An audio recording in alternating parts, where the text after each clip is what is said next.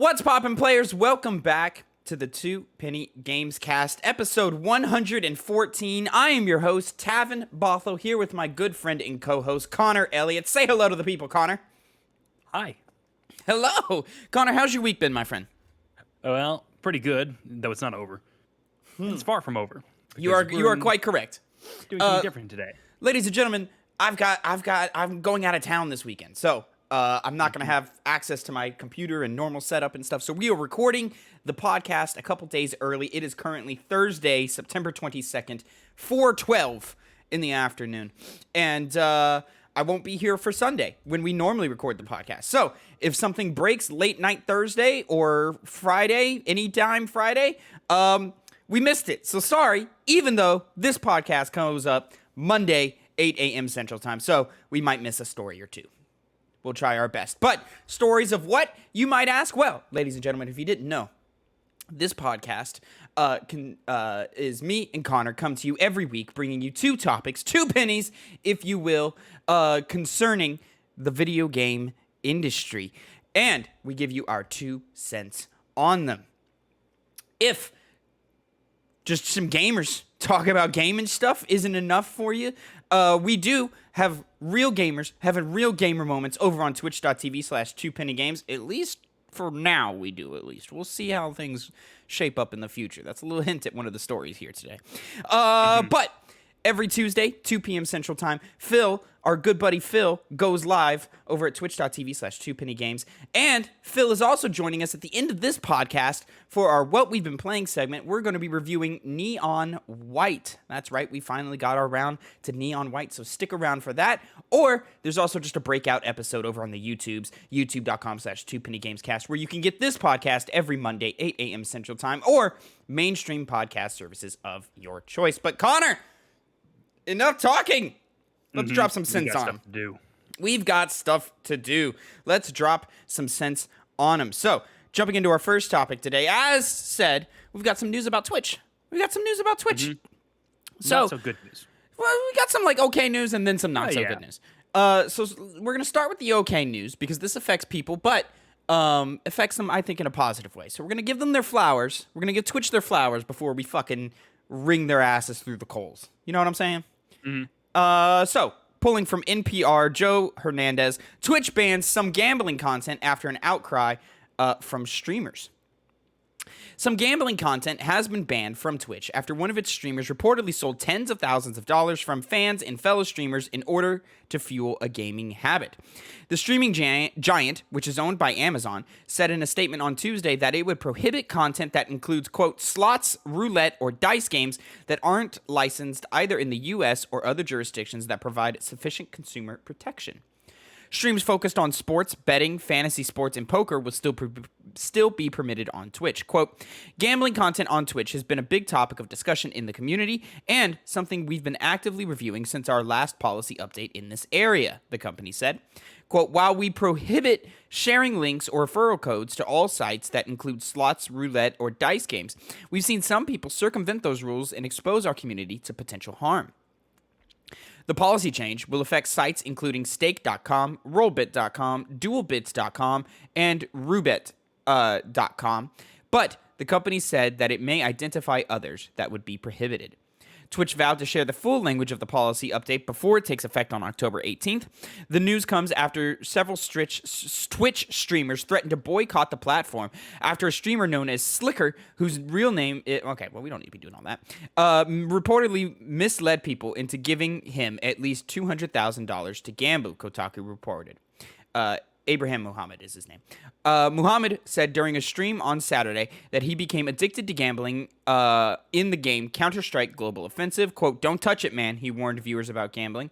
Among those who called on Twitch to scrap betting content was Emain Anis, the popular streamer known as Pokimane. Quote, we did it, y'all, she tweeted Tuesday after Twitch's announcement. Quote, public pressure, tweets, raising awareness, it all matters. It does all matter. It does all matter. Right. It's a little strange that it had to come to all of this, and your whole community had to come through and say, "Yo, we're gonna fucking stop." Your big timers. Pokimane is not a small name in the Twitch community. in order to make this change. And I understand, like, you know, things when you're a big company like this and when you're owned by a conglomerate like Amazon, it takes a lot to move the ship in any type of direction. You got to put a statement together. You got to, you know, really figure out your policy, contracts, all of that stuff. But man, this has been a problem for a long time. It's been a problem for a long time. So I guess better late than never, but you know. It did bring the money in. Twitch it is. So, you know, since there was no real differentiation whether you can do something like this or not, a streamer, if they got, you know, views, if they got ads running on their content, it's more income for Twitch. So they didn't really probably have a big incentive to do it until something big like this happened. So, as you said, should have happened sooner. People kind of dragging their feet, but at least we're finally seeing it happen. Better late than never. We are, and you say, you know, it does bring in some money, and now you got to call into question, well, with maybe this potential money gone, where does it go? So, you know, good on Twitch for banning gambling. You know, it exposes a lot of young children to stuff like that, and a lot of, you know, what is it called when you're like easily influenced? Yeah, dang it. Damn it, I'm struggling with words these last couple of weeks, man. Anyways, people who are easily influenced, you know, can fall susceptible to you know, shitty practices like that. But Twitch is in the news for other reasons also today. Pulling an IGN article from Ryan Dinsdale, Twitch removes its best-paying revenue split for streamers. Twitch is removing the best-paying 70-30 revenue split for most of its streamers as it commits to standardizing its 50-50 split instead. Announced in a blog post from Twitch president Dan Clancy, the streaming platform denied a 2020 petition that now has 22,000 votes to provide all of its streamers with at least 70% of subscription revenue. While the 50-50 split is the most common revenue agreement, Twitch had been offering what it called premium deals to some of its top streamers that granted the more profitable 70-30 split instead. These premium deals are no longer being offered, and those on them currently, streamers with bigger audiences generally, will see their revenue reduced in the future too. Quote, in an ideal world, all streamers would be on the same set of terms regardless of size. However, instituting that policy would have a negative impact on the streamers currently on these terms. They won't go back to a strict 50-50 deal when these new rules come into place on June 1st, 2023, however. The streamer will still be on a 70-30 until $100,000 is earned through subscription revenue, and afterwards will be reduced to 50-50. Clancy, the quote I read earlier is from Clancy. Clancy said Twitch would not be switching to 70-30 because of the amount of money it invests in the products and services that lead to streamer growth, things like Prime subs, community gifting, Hype Train, and the ads incentive program. The cost of running Twitch was also cited, with Clancy saying that, quote, delivering high definition, low latency, always available live video to nearly every corner of the world is expensive. Amazon's self-prescribed cost of streaming is also pricey. Clancy said that the cost for a streamer with 100 connected users streaming for 200 hours a month costs more than $1,000 a month. Despite saying it made the decisions with streamers in mind, as streamers are, quote, streamers are and always will be the foundation of our global community, some people who use the platform have spoken out against its decision. Quote, the fact Twitch's solution to monetary problems is to cut creator pay rather than facilitate a better platform so more viewers can visit the live streaming site is incredibly worrying, said streamer Point Crow in a tweet. Quote, give us the tools and info we need so we can make more engaging content. Don't soft cap our earnings. Twitch has been in the new... Okay, there we go. So... They ran all their PR games, man. The hey, we're banning gambling thing that happened in the middle of the news day. They were like, hey man, we're doing it. It's on a Wednesday. We're just coming out here and we're doing it. And then late Wednesday night, early Thursday morning. Oh no, I'm sorry. Late. I've got that backwards because it was a day ago. It was Tuesday that they dropped the gambling thing, and then late Tuesday, early Wednesday, they were like, hey. Just gonna slide this in here real quick, and they were trying to sneak it in there. They were trying to be a little sneaky with it. So all the headlines about Twitch had already been written, and then they were like, all right, now we put it in. So that's a fucking shitty ass game you're playing there, Twitch. Yeah, it's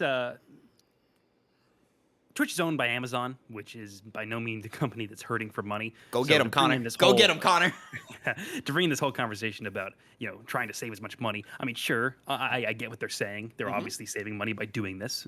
It's not, let's not be stupid here, but they don't need it. And the fact of the matter is Twitch is nothing without the people that, actually perform on the site. Once again, obviously those people cannot function in their jobs without something like Twitch existing. But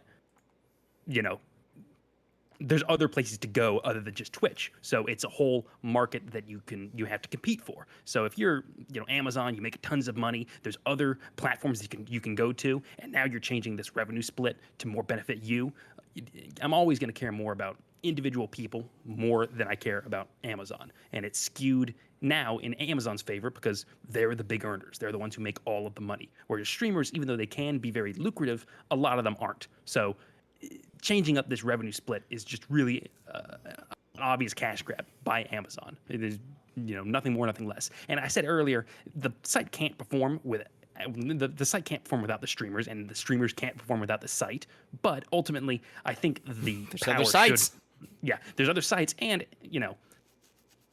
the people are the ones who bring in the money in the first place. Even though the site might be where they do it, it's 100% useless if you just have a site with nobody on it. Because there have been other streaming sites that have gone down because they don't treat their people right, and then they leave. And without those people or anybody wanting to come onto their sites, what's the point in you existing? So, even though there is an argument to be made that there is, two different sides that have reasonable arguments, one of them is a lot more, one is a lot more smaller and a lot more important than just the site itself. Because once again, there's competitors out there. So take care of your people. Money grubbing. Like it's basic common sense for good business. Like, take care of your people. Do your best for your people.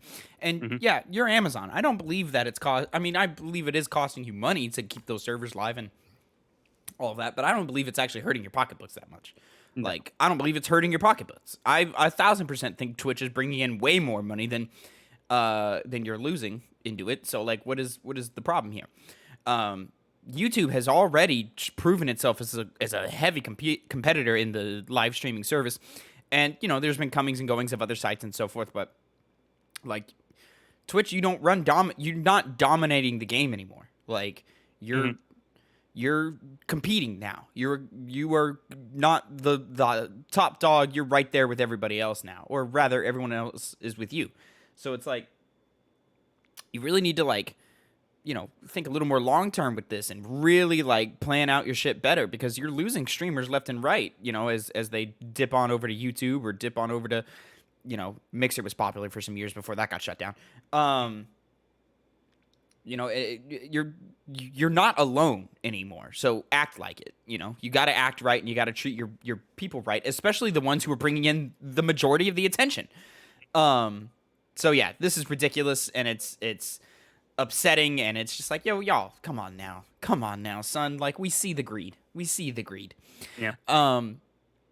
Phil, who's sitting in chat right now listening to us, impressionable was the word we were looking for. Impressionable. Thank you, Phil, for that. That is, yeah, thanks. I couldn't remember to save my life. Absolutely. And then, but Connor, enough on Twitch right now. Let's move on to our second topic of the day. That was your penny, by the way. This one is my first penny. We've got ourselves a new Iron Man game. We got some Iron Man games coming. So, pulling from the Electronic Arts website, Marvel Entertainment Motive Studio team up for an all-new Iron Man video game. We're thrilled to share that an all-new single-player, third-person action-adventure Iron Man video game is now in early development at Montreal-based Motive Studio. The team is being led by Oliver Prowl, Oliver, who brings experience working on past Marvel titles like Marvel's Guardians of the Galaxy, and is joined by a dedicated team of passionate industry veterans, including Ian Fraser, Maylene Lumineau, and J.F. Poyer, at the studio. Developed in collaboration with Marvel Games, the game will feature an original narrative that taps into the rich history of Iron Man, channeling the complexity, charisma, and creative genius of Tony Stark, and enabling players to feel what it's like to truly play as Iron Man. Quote, "We are thrilled to collaborate with the talented team at Motive Studio to bring their original vision of one of Marvel's most important, powerful, and beloved characters," said Bill Roseman, vice president and creative director at Marvel Games.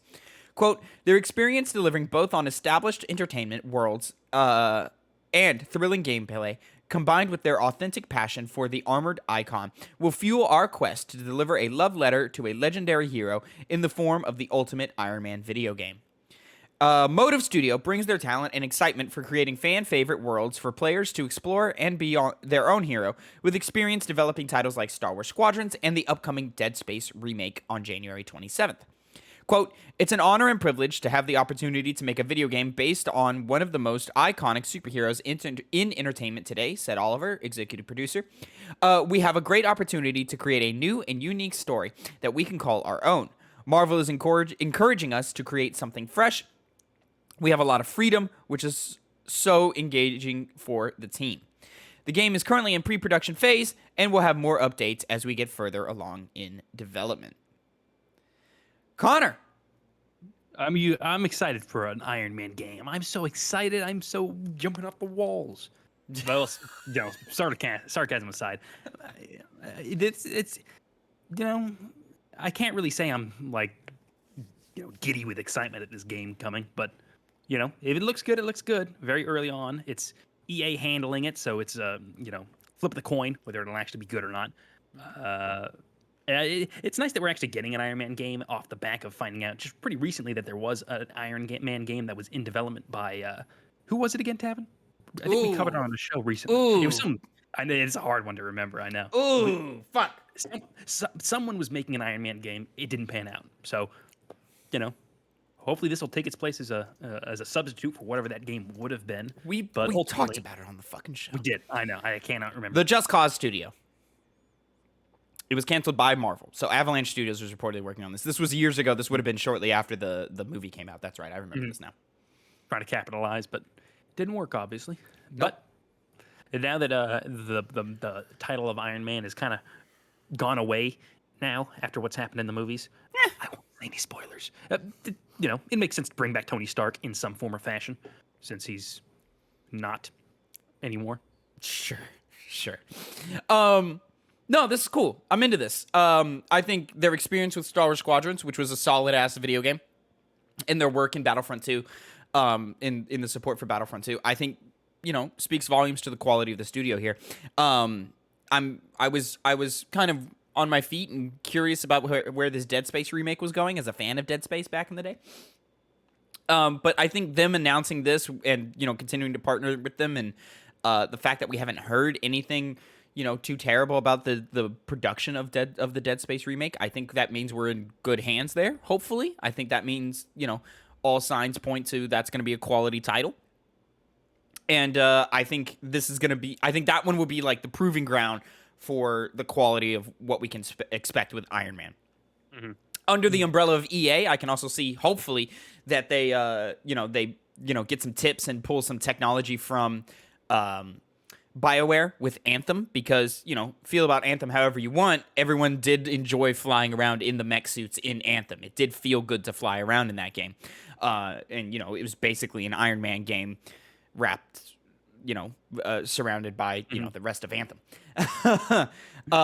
So, we've got some feel here. We know how it's supposed to feel. Also, the Iron Man VR game, which people enjoyed playing, it had issues, but people enjoyed it for what it was. We know what Iron Man is supposed to play like. We know what Iron Man is supposed to feel like. And hopefully, Motive here can step up to the plate and really, prove themselves as a studio to keep your attention on, keep focus on. So yeah, this more than anything, this announcement gives me hope for the Dead Space remake. But whenever this comes along in 2025 or whatever, 2026, I'd be more than happy to check it out and play it if that remake goes along well as well. But I have no reason to think it won't. Star Wars Squadrons was a solid game, little content light, but it was fun enough to play, and also not my usual genre video game to play. So translate some of that to some Iron Man flying around and stuff. I could see how it could work. Single player, third person, action adventure. I think this speaks to the success the Star Wars Jedi Fallen Order had, to where now EA has pivoted pretty much 100%. It's like, okay, yeah, if a studio wants to do single player, we'll let them do single player. Yeah, sure, why not? So I think we've talked about it a few times. I think EA is really trying to turn it around after the flop that was Anthem, and the success of games like It Takes Two and Jedi Fallen Order, and the initial flop of Star Wars Battlefront 2. I really do think that they are trying to turn things around and give their brand a little more goodwill than it has held in the past. And if things like this continue to work out, if things like Jedi Survivor hit and the other, Respawn games hit, I think EA is going to be on an uptrend, which would be nice to see, because it's been a while since we've been able to have faith in that brand of Electronic Arts. That's true. Connor, what are some things you would go ahead? It could come. Oh, I was just thinking it could come back. It could. Once upon a time, that name had a lot of power, and it still has power, but once upon a time, like it meant more than it does today. Yeah, not the same. Yeah. Connor, Iron Man. What are you thinking, man? What would you want to see in this type of game? I mean, as you said, Anthem seemed. I hadn't played Anthem, and I also hadn't played I didn't play extensively the Marvel's Avengers game that also had Iron Man flying in it. So that was okay too. Yeah, it was okay. Yeah, in terms of mechanics, it was solid. Going back to Anthem, the flying always looked good. So as you said, that's kind of the big thing they would need to focus on, is making that flying work well, but also in tandem with the other systems, like how Iron Man fights, beam weapons, rockets, whatever. Blending that together, it might be difficult to make a fun, dynamic game, depending on how the rest of the game is designed. So there is lots of pitfalls for this game, especially since Iron Man, I could see their mindset being, it's Iron Man, it's popular, that's why we're making it. Not because we actually have a big, personal reason to make an Iron Man game. Oh, of course. It's just marketable. So that can hinder a game. It could not have any effect on it at all. And of course, I'm guaranteed there's some people who would be working on it that are really passionate about Iron Man, probably read the comics, and want to bring that to a video game platform. But the concept of Iron Man fits video games so well. It does, which is kind of weird that it hasn't been explored more, especially with how big Marvel has been in, the last decade. But, I guess better late than never. But, it's, EA's stamp on there just kind of makes it a little bit iffy, since they have to usually, for me, prove that a game that they're making is actually good before I can, be confident in whatever game we're talking about. Like, so, for example, I always gimp on the name. Fallen Order. Respawn. Jedi. Jedi Fallen Order. That's it. Just Jedi.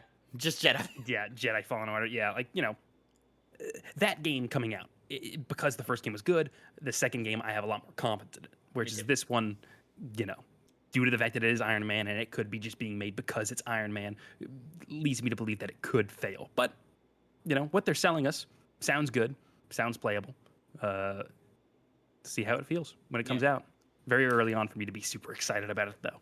Quick pitch and some things that I would like to see in it. Like, of course, I would like it to be open world and flying around. But then again, how do you do that? Like, are there multiple cities that we're playing in, or is it just New York? We've seen New York a lot, and we have the Spider-Man games to back that up. So where are we basing this game in?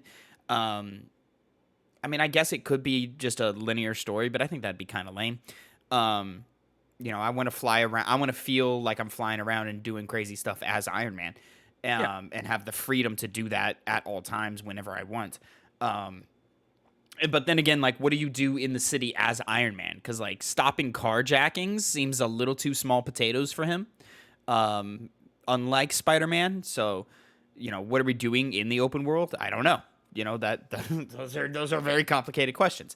But yeah, I want that ability to just take off, blast off, and fly, and be wherever I want to be in the world.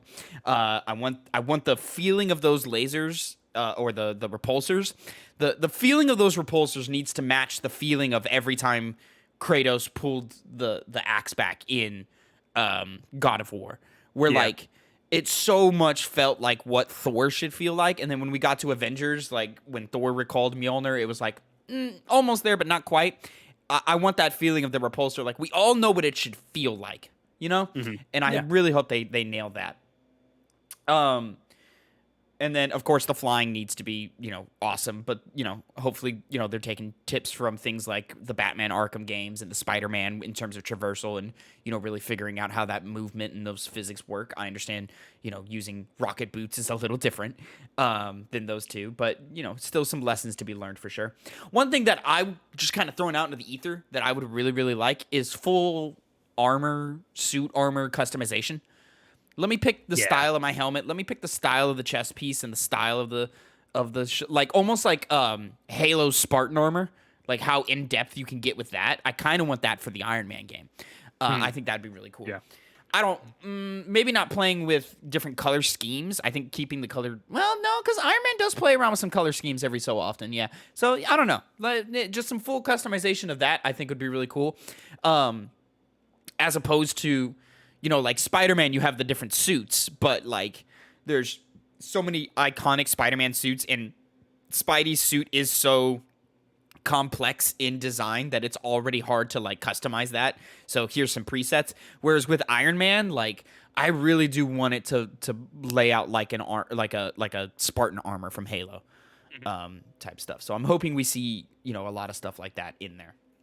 I'd expect them to have a lot of focus on that. I mean, it is a suit of armor.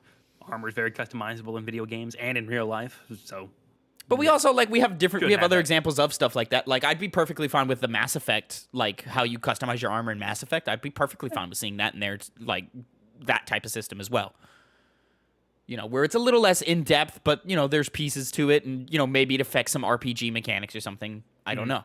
So all of that would be really interesting, and far flung future. So we're totally guessing at this point. Speaking of something that I would have never fucking guessed, Connor, at least not so soon. Yeah. Cyberpunk 2077 seems to be having a comeback. This is our third topic of the day and your second penny. IGN article by Ryan Dinsdale. Cyberpunk 2077 resurgence continues with 1 million playing each day. And then this was updated today, September 22nd. Cyberpunk 2077's resurgence is showing no signs of slowing down as developer CD Projekt Red has announced that at least 1 million people have played the game each day this week. The impressive numbers were announced in a tweet showing that Cyberpunk Edge Runners anime, multiple updates to the game, and the announcement of its first major expansion have seemingly triggered a wave of new interest. Quote, each day of this week, Night City has been visited by 1 million players, both new and returning, CD Projekt Red said in the tweet. Quote, we wanted to use this opportunity to thank you for being with us and playing the game. Thanks. Coombs? Is that what they're... That's a word in... Yeah, it's a word. Am I pronouncing it correctly, though? I can't... Is it Chooms or Coombs? I want to say Chooms. Coombs sounds a little racially insensitive. Mm-hmm. You know what I'm talking about? Well, I think that's an internet thing, too. It sounds like an internet thing. Referencing a certain kind of thing. And then some more numbers from the original story. Cyberpunk has hit its highest concurrent player count on Steam since January 2021. Steam charts showing it around 85,555 concurrent players on Steam this past weekend. In comparison, the game had over 1 million concurrents at launch. That's to be expected. In December 2020, before steadily declining. On January 21st, 2021, there were around 80,483 players. So we've now got more than, that is roughly, when did, I want to say it was like December 14th or something like that was the original release date. And so, a little over a month after launch, there were less players playing it than there are right now. 3 years after? 2 years? 3 years. 3 years. Almost 3 years after launch. So, that's cool. Congrats to CD Projekt Red for finally catching a W out here. Mm-hmm. Sounds like that anime is really doing a lot, and it sounds like they're finally turning the Cyberpunk 2077 quality of the game around. I'm personally not interested in ever returning. My experience was so sour at launch, and I also just, if I put the bugs and the crashes and the graphics and all of that shit to the side and the lies that they told us. Don't forget that the lies that they told us, ladies and gentlemen. If I put all that to the side, I just don't think that game is like a superb video game. Like, it was quality, like the systems were fine, but I just don't think it was like insanely like blow my mind back. Like, I think even if Cyberpunk came out and it worked well on launch day, I still think Witcher 3 would have been a better video game. In terms of systems and mechanics and breadth of the world and so forth. But, you know, congratulations to everyone that worked so hard to get it turned around. It looks like your efforts are finally paying off. Connor, I understand you've been watching the anime, though. I have. Which, you know, leads me to the next point I was going to make, which earlier in the article it mentions that the updates to the game, the announcements of its first major expansion, and the anime contributed to it.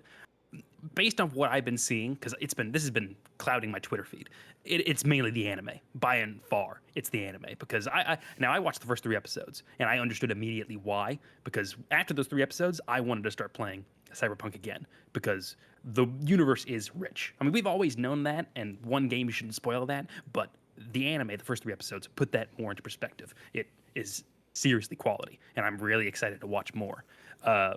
So I actually am one of these people that has been wanting to play it again. Now, as you said before, bugs and glitches and, you know, all the issues that came up when it first launched made me drop it pretty quickly. And I had actually always had plans to return to it, whether it was when I got a PS5 and the PS5 version of the game came out, or on PC, which, you know, whichever of those comes first, I will jump back onto this game. And it makes sense, because viewing it just from the anime, there's so much in Night City that's worth exploring and worth living in. And people obviously thought that when the game was first announced, but due to the lies that they told us, it didn't feel as much, what's the word I'm looking for? Not inclusive. As like expansive or fucking... No, not like whatever. I can't remember words today anymore. We're real good with the words today, man. It's the middle of the week, ladies and gentlemen. There's lots of value in Cyberpunk, is my general point, and the anime really highlights some of those points. And, you know, I'm right there along with a lot of these people. I see why there's renewed interest in this game, because it had lots of potential, and just because it wasn't fulfilled at the time doesn't mean that it can't reach it eventually.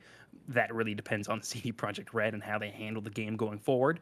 But they're obviously trying to capitalize off this this surge of players in, because they even mentioned something on their Twitter about how a bunch of people are coming back to it. So if there is a time to really start trying to push it back into the, you know, the realm of relevance, now is the time to start doing it, because Cyberpunk's cool. It's a cool genre. It's a cool IP, and I want to see more of it and experience more of it.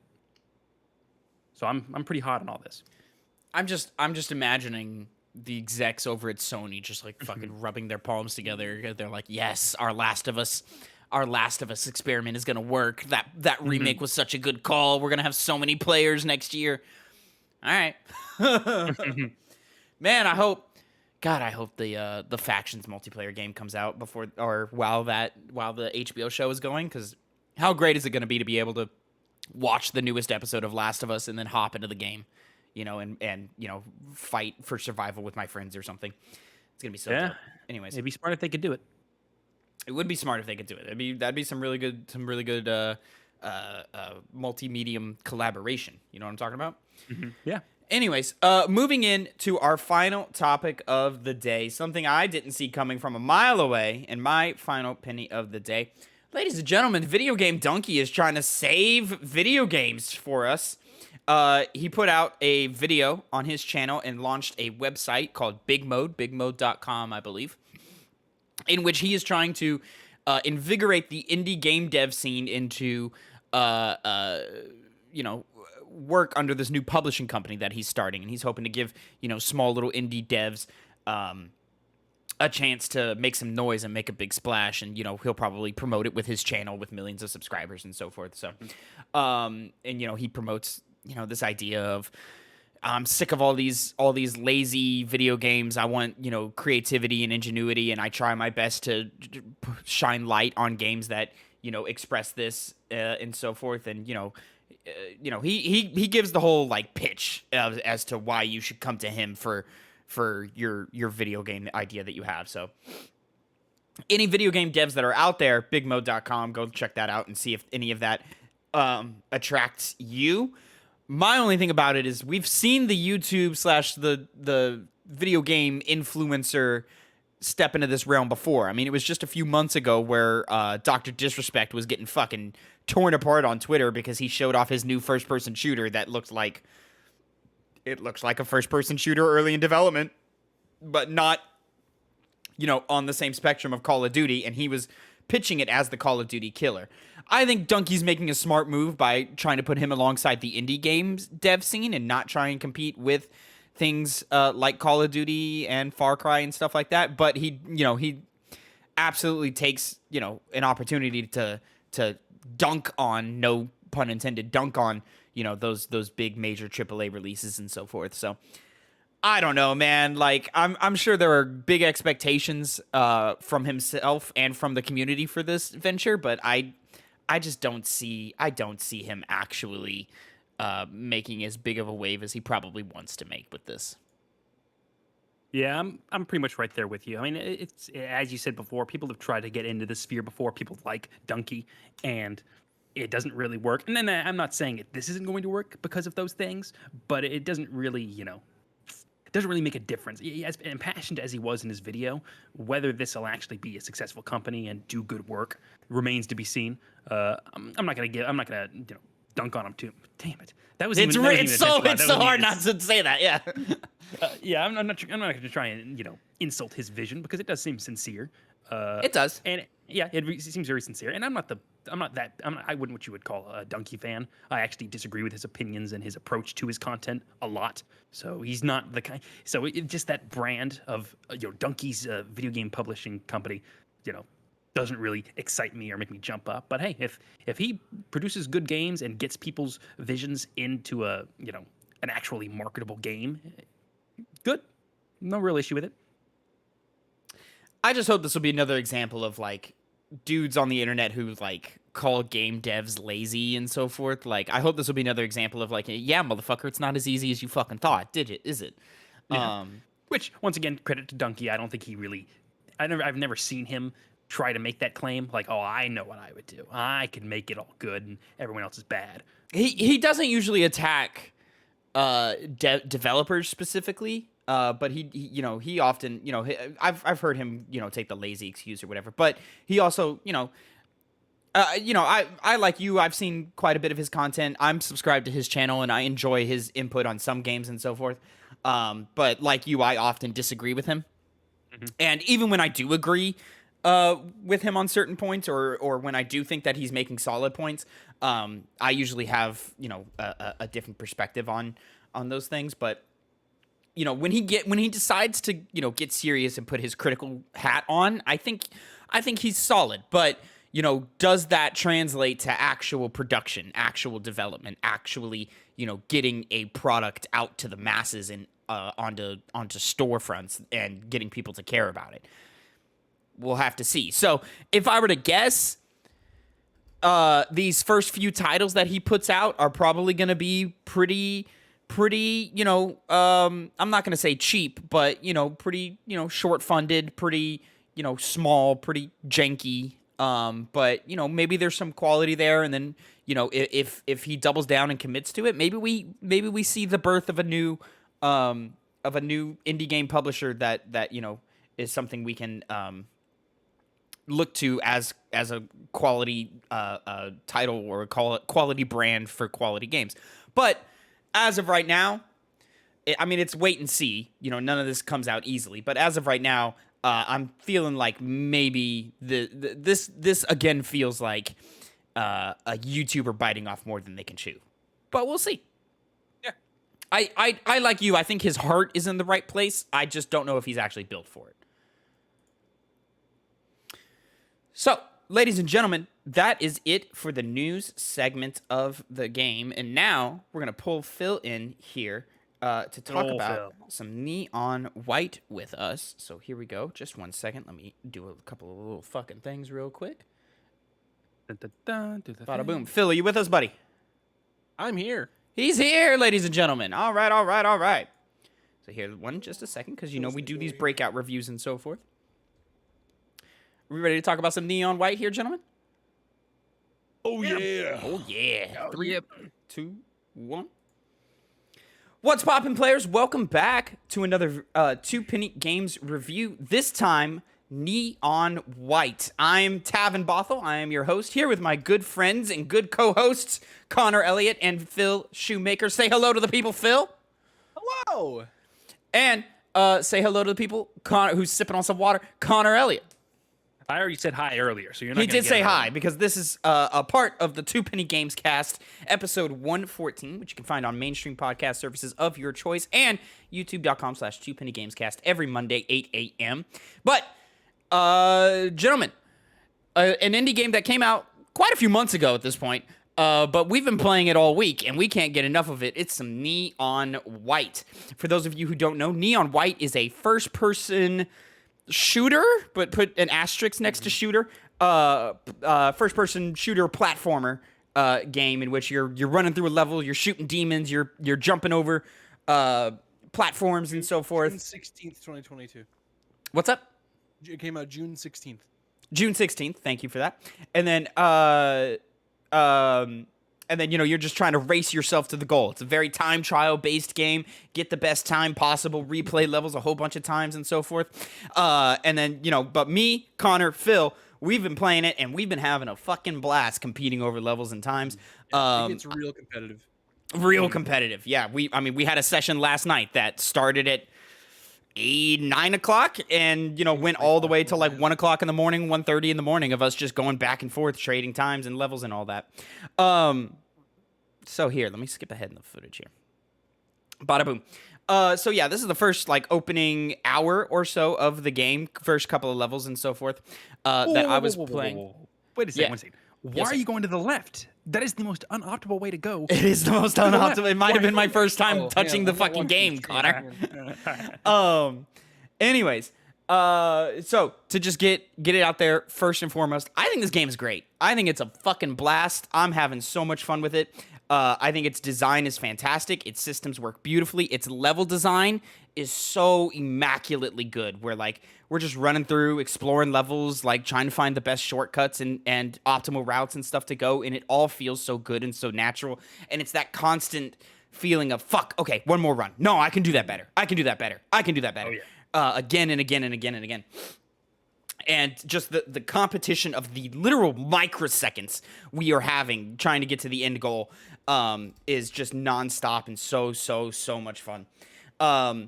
However, Like, I had a time last night that Tavin, it was literally 0.001 second. Mine was faster. yeah.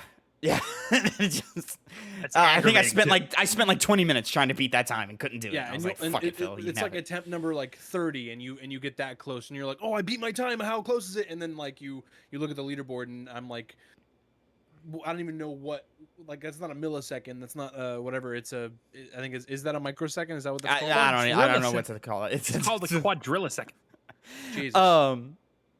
However, even though the gameplay I think is phenomenal and perfect and plays so great, the game is far from without its faults.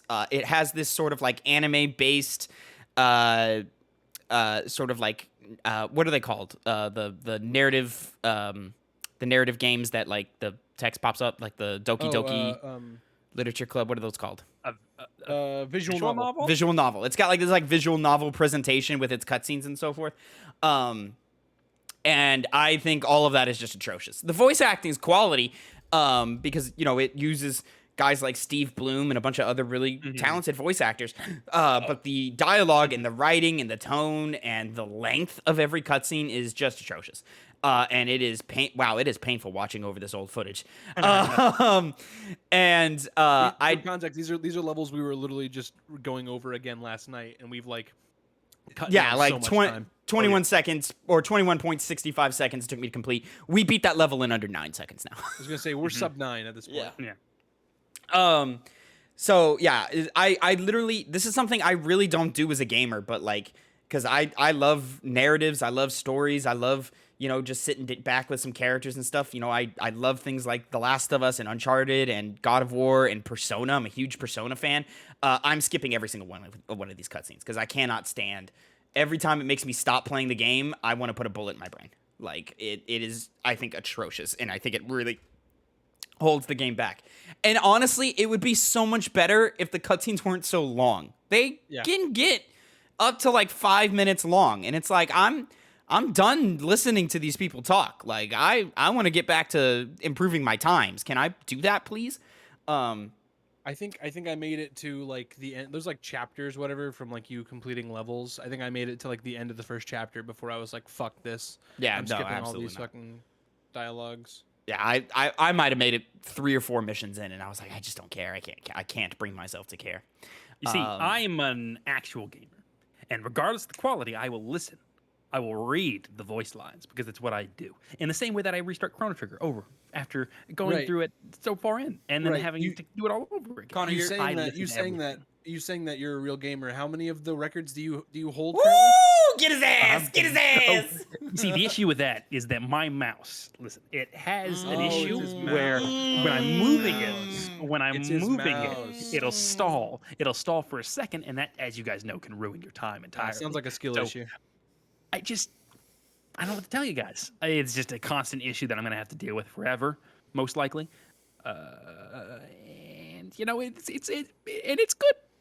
I mean, if we want to talk real gamers and real records, and yours truly kind of holds the record for the most levels right now. I'm just gonna put that out there. You know, the only levels you gentlemen have are the ones I let you have. You know what I'm saying? Okay. There's going to be a point when there is going to be a definitive time for each mission from all of us collectively. So Look, here's the we've already- thing, Kevin. You say you let us have these things, Yeah. when literally you're like, yeah, fuck, I can't do this. I don't know how you did this. Like, so that's not you letting us. Congratulations, have it. Philip. Not You have being able 3 to. levels. Okay, We're in like the I have to double 30s. count. I have to double count. There he goes with the counting. There he goes with the counting, ladies and gentlemen. I can only think of 2 off the top of my head that I'm like, nah, he can have those. Guys, listen. We're talking about a fluid game where these things change on the flip of a dime. So it'll It change. does change quite Look often. at It does Peacemaker change very Connor. often. Look at Peacemaker Connor over here. You know? But that being said, I am right now booting up the game to actually get a count of all of our levels. Connor, go ahead and talk to me, man. How are you feeling about Neon White? It's going on the points that you were talking about before. Level design is great. You jump into it and you are kind of uncertain about what is going to be holding up in this level. Is going to be you're going to be facing in this level. But after a quick once through, you kind of already see the ways you can start cutting things down on your time, the way you can get shortcuts put in, the best way to take out enemies. It really sets itself up in a way that allows for a diversity of gameplay just off the first playthrough alone. That's not even including subsequent ones where I'm trying to find ways to up my time. For example, this was something that I did. I have to give credit to Phil for it. On a mission called Purify, I didn't know that all we had to do was use one of the initial weapons to get over a large barrier that You literally just actually immediately hop over cuts- the wall. Yeah. Yeah, you hop over the wall, which cuts down immensely on time. And it's not something the game tells you. It's the games will have hints in them that'll tell you a quick way to get through certain parts of the mission, but there's some ways where you can, even get it done faster without those hints available to you. And it's all just a matter of keeping your eyes open, absorbing your environments, and finding the best way to get through it. And that speaks to the level design. It's only possible be that good because the developers put a lot of thought into fixing their gameplay with a proper level design, which is helped along by the fact that the movement of your character is very fluid. There is never an issue with me going, oh, the game messed up. He didn't move right, which cut down on my time. It is exact as you need it to be, though admittedly, my mouse does actually have an issue legitimately, and that's not a lie. That's not a lie at all. Yeah. So- What is that about a good carpenter blaming their tools? I didn't say I was a good carpenter. Never said that. Never once said that. You're putting words in my mouth, Tap. But yeah, to kind of expand on something you hinted on there are like little hip tips and tricks hidden throughout the level that'll kind of get you through. The main one being there's just like little floating golden hand that as you get close will kind of like run through the level, and it'll kind of show you a shortcut that you can take, in which you sort of like get like an early like recognition of like, oh, okay, this is what we have to do and where we go to get the best time and so forth. But it though it may show you an optimal route, it may not be the most optimal route. you make a great point with Phil in the Purify level where he found that skip with jumping over that wall initially. There was a later level called Canals where I cut like a whole 12 seconds off of the recommended time. And then, and Connor, I know you've found, 1 or 2 or 3 as well. And, there's nice little, it's very like, okay, let me figure out the layout. Let me learn the level. And then you very quickly want to go, oh, I'm not shooting in demons in this segment. Can I just skip it entirely? Oh, I can. Fuck. Oh, okay. It's very much that feeling of like, can I do this? I can do this. Okay, sweet. Now I feel smart as a player. Or there's moments where you go, man, I don't think this is going to work. But if it does, of experimentation, that is. I don't think this is going to work. But if it does, it'll pay off big time. And sometimes it doesn't work. But when it does, that feeling of ingenuity you have is, fucking euphoric. It is. Mm-hmm. And the game goes by super quick because you can just press F and it restarts it. So any error, I instantly just start from the beginning and you get to go. Just restart. Yeah, which quick hotkey for that is great. I mentioned that because at this time I was playing Portal. And I was playing these in kind of, side by side with one another. And I would do something in Portal, I'd fail, and I'd instinctively press F, and I'd get kind of annoyed when nothing would happen. I'd be like, "Oh, come on!" It's no criticism to the Portal series or the Portal game, but it just goes to show you how, smooth the game. How handy runs. That is. Yeah, for sure. Phil, do you have a number for us? I do. Okay, so in third place. I don't know anything about this right now, so like because I did not count. Connor has 3. Okay. In second place, Phil has 9. And in first place, Tavin has 17. Yes, sir, he does. Grin on his face, looking at that grin on his face. Yes, sir, he does. Are you only counting levels that all 3 of us have completed, or? No. Oh, you're counting all levels that you've done, huh? Yeah. Which I believe you've played more levels than me, right? I have. I've played more levels than both of you, but I've only played in terms of like levels that only I've played. I've only done 2 by myself. Yeah. And see, that's one of the great things about the game because really we can knock that down to 7, and I have 10 more levels than you. That's what you're really saying there. He has better time. You don't have a time, and you're playing the game, so that's your fault for not having a better time. Only way to win is to not play the game. You know what I'm saying? Mm-hmm. Yeah. You see, this conversation we're having leads into my other point I need to make, which is this is intrinsically a multiplayer game just as much as it is a single player game. It really is. It might as well just be a multiplayer game. Like, yeah, because I literally will log on to the game and I'll be like, okay, I have main missions to complete, more levels to unlock. But Tavin and Phil, I'm in third place on Outstretched. That's just not going to work. Not going to work. This is Purify. This is that level that I perfected. This is that. Yeah. Didn't realize that. And literally, like we're hitting. We just hit the 12th second. Phil does this one 9.3 something. I can pull it up right now. Yeah. Purify. I have it in 9.433 seconds. Mm-hmm. Now, Phil, on the Two Penny Games channel, I like to, me and Connor, we get nerdy and we follow all the industry trends and so forth, and we get like real gritty and detailed with it. I like to think of you as our everyman of the channel.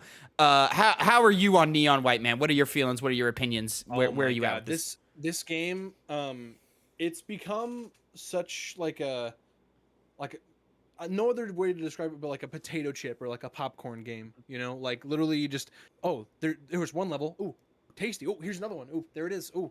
You cannot. You have to just keep going and going, and it's just like you said earlier, where you'll finish a level, and then immediately be like, "Wait, I could have skipped this. Oh wait, I could have gone way faster there. I could cut this corner. I can kill this enemy here instead of going here. Like, it's just such a it sucks you right in. Like, it's also one of those games that I haven't had. I want to say since like.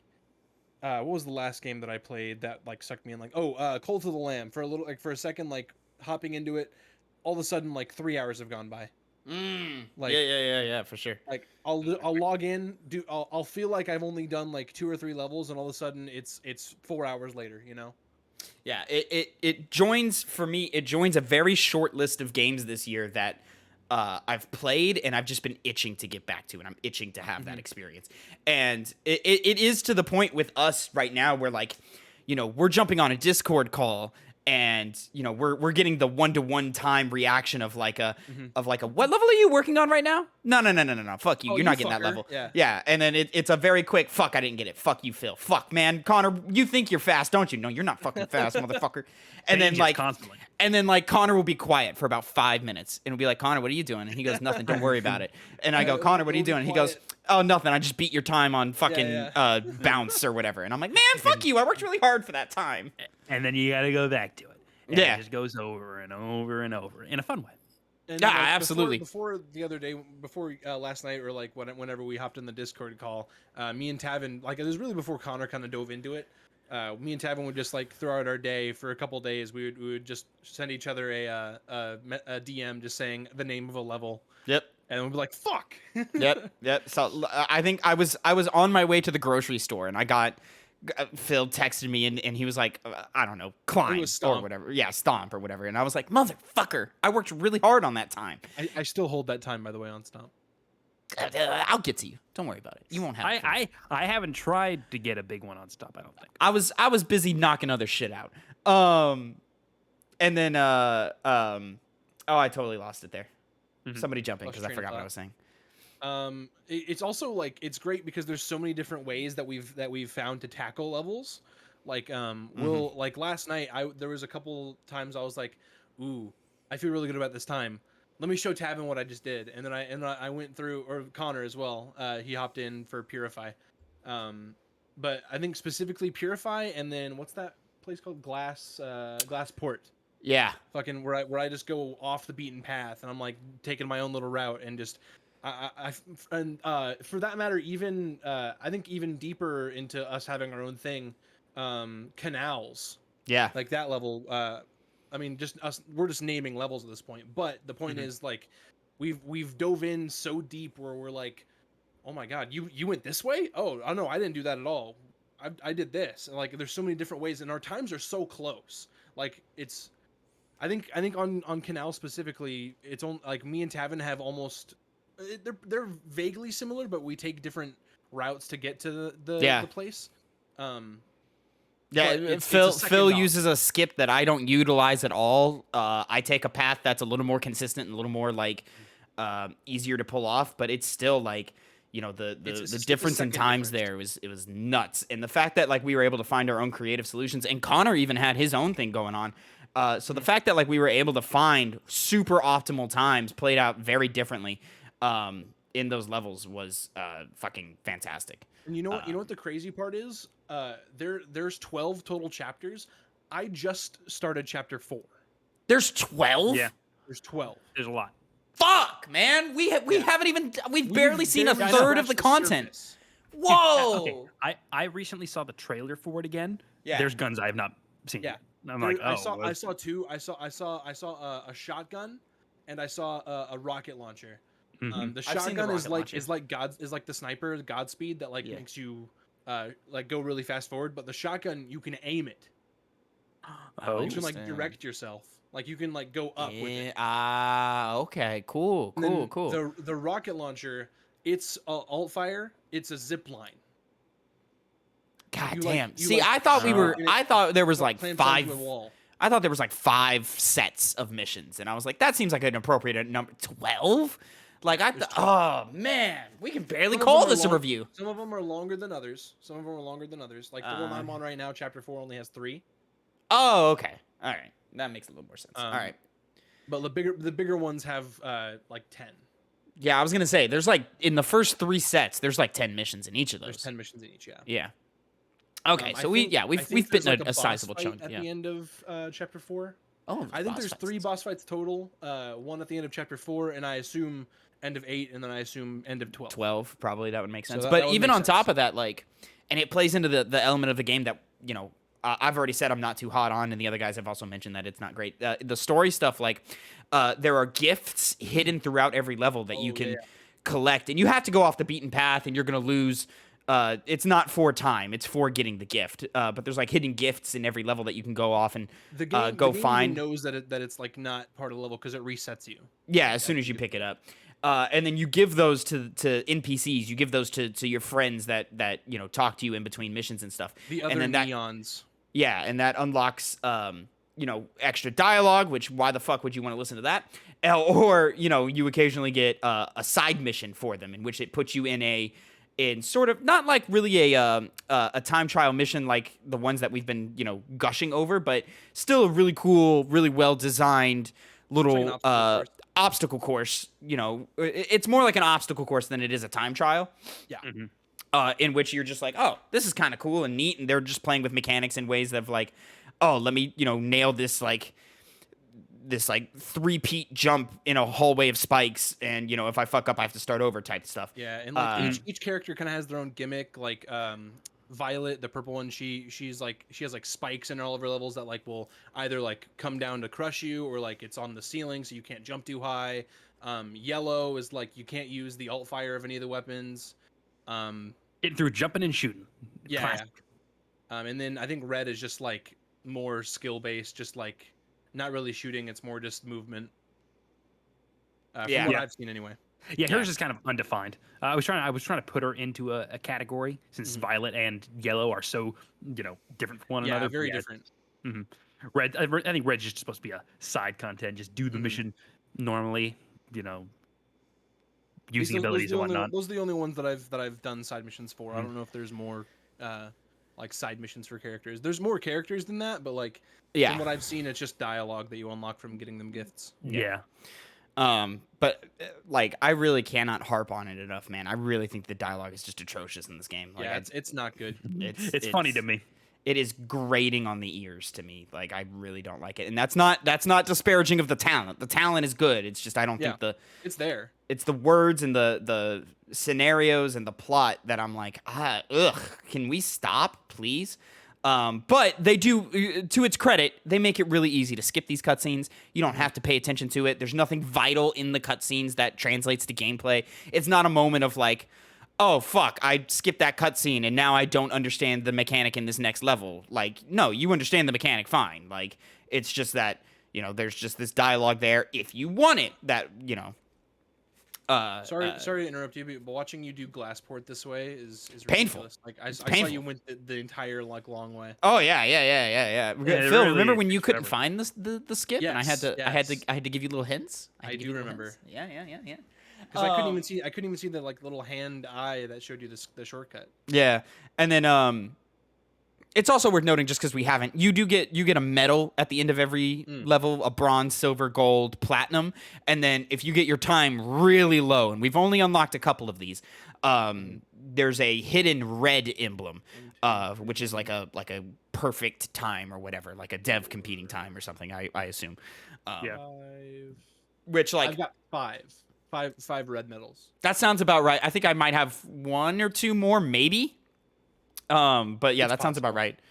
And then, and I think on canals, like, most of my red emblem times are like half a second faster than the time posted or whatever, or like the disparity is not that, or the difference between them is not that disparity. Thank you. Is not that big at all. But the canals level, I think I've got like a couple of seconds on that red time, which I was very, very proud of. I was like, fuck yeah, man, look at me. I've got more than a whole second on Purify. Yeah. Impressive. Good stuff. Yeah, I like it a lot. God, now I just want to play. I know, man. Connor, we need to start wrapping up this review because you've got a hard out tonight. Is there anything else you want to mention about Neon White here? Anything else you want to get your word in before we close out here? If anyone that's interested in this kind of game, if we've sold it on you, try and get as many friends as you can joined in. I actually think I'll bring it up to a few other people just because it's so fun. It's very fun just seeing you guys on the board and like how we compare. It's just that shot of dopamine that immediately hits as soon as I either pass one of you or both of you. Like it's nuts. And the times you do it on your first run, when you've got a better time than someone else on your first run, you're like, fuck yes. It's just so gratifying. And this is what I had forgotten to say earlier, or I had forgotten what I was going to say earlier.